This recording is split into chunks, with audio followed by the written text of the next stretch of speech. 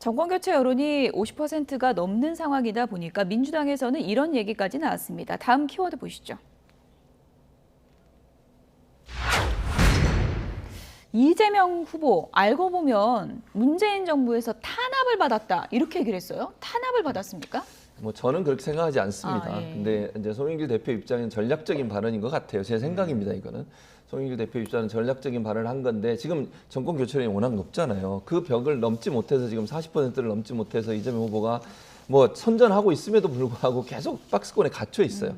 근데 그걸 뚫고 나가는 방법은 정권 교체론이라고 하는 이 구도 자체를 깨야 되는 건데 그게 쉽게 깨지지 않거든요, 지금. 그러니까 현 정부에 실망한 분들, 특히 20대 이제 젊은 청년들 같은 경우에 실망한 분이 너무 커서 이런 부분을 뚫고 나가는데 한계가 있다 보니까 이제 아마 역할 분담을, 저는 개인적인 생각입니다. 이것도 역할 분담을 한 것 같은데 송영길 대표 입장에서는 이제 문정부와의 차별화를 좀 더 적극적으로 하려고 하는 것 같아요. 근데 이게 자칫하면 저는 이제 그 내부의 분열이 일어날 수 위험성도 분명히 있는 거거든요. 그래서 적당히 하고 그만하셔야지 이게 심하게 하시게 되면 상당히 이건 또 부정적 영향을 미칠 수 있어요. 그래서 뭐 한두 마디 하시는 거야 뭐 하실 수 있는데 이것이 내부적으로 뭐 친문 진영 이런 진영 간의 갈등 요소로 작용하게 되면 절대 도움이 안 됩니다. 그래서 저는 이재명 후보는 그런 말을 할 거라고 저는 생각하지 않고요.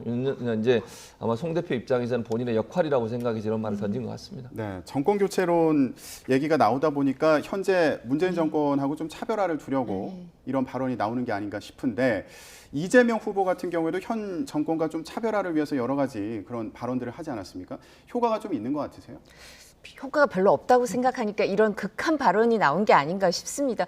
왜냐하면 아침에도 제가 선대위 이재명 후보 선대위 핵심 관계자하고 방송을 했는데 이 발언에 대해서 뭐라고 해야 될지를 모르겠다고 하더라고요. 역할 분담이 안 돼 있으니까 당황하는 것 같아요. 그래서 지금 왜냐하면 아무리 정권 교체, 짝퉁 정권 교체로라도 해서 해봐야겠다라고 결심을 했다 하더라도 탄압, 죽을 뻔 이렇게 이제 극한 표현은 잘 안 쓰거든요, 당 대표가. 근데 이제 할 수 있는 가장 극한 표현이 나오신 것 같고요. 근데 문재인 대통령의 지지율이 높죠. 이제 보통 때 그 대통령 임기 말기의 지지율보다 높은데 정권 연장 지지율, 문재인 대통령 지지율, 이재명 후보 지지율이 그 박스권 비슷하게 그냥 언저리에 있는 것 같아요. 그러니까 이거에 대해서 고민을 깊이 하셔도 이게 탈출이 쉽지 않은 거 아닌가. 그래서 국민의힘에선 자강해서 우리 힘으로 우리 각오가 목표가 우리 힘으로 정권 교체를 단일화 얘기하지 말고 우리 후보 힘으로 해보자 뭐 이런 얘기가 나올 수밖에 없고요.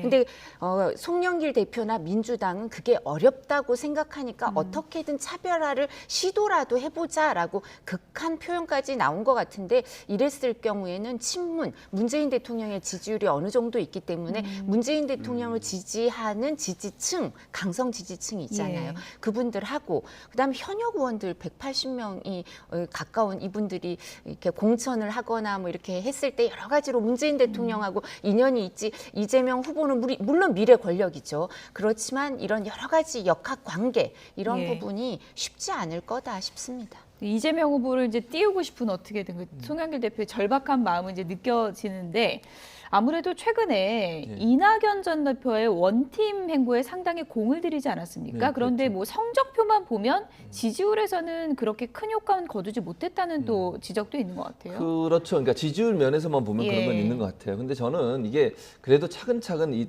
원칙대로 가야 된다고 생각을 합니다. 그러니까 문재인 대통령과의 차별화 뭐 할 수 있죠. 근데 그건 공약으로 해야 돼요. 이런 이제 발언으로 하는 것은 별 도움이 안 된다고 저는 보거든요. 그러니까 송영길 대표가 제가 아까 말씀드린 역할 분담이라고 저는 보고 뭐 한두 마디 하실 수는 있지만 이게 더 가면 안 돼요. 더 깊이 가면 절대 안 되고요. 차별화라고 하는 건 정책적 부분이에요. 예를 들면 부동산 정책도 지금 이재명 후보의 정책을 보면 많은 부분 차별화가 이루어지고 있습니다. 세금 문제도 그렇습니다. 그리고 뭐 조국 전 장관 관련된 문제도 손을 분명히 그었고요. 이런 것들이 차별화라고 저는 봐요. 그러니까 국민들이 볼 때 정책이나 아니면 발언을 통해서 후보가 차별화를 하고 있구나 하는 부분들을 명확하게 보여주는 거, 실패한 정책을 바로잡겠다고는 의지를 보여주는 게 저는 중요한 거지. 뭐 예를 들면 친문 세력이나 이런 세력들을 공격하는 형태의 그런 발언들은 그렇게 도움이 안 된다. 그래서 저는 이재명 후보가 지금 하는 것처럼 하면 된다고 봐요. 그게 조금씩 점수를 따가다 보면 지금 뭐 확 오르진 않지만 언젠가 오를 수 있는 기회가 저는 충분히 있을 거라고 봅니다. 네, 정석대로 가야 된다. 최진봉 성공회대 교수 그리고 이두화 변호사 두 분이었습니다. 고맙습니다.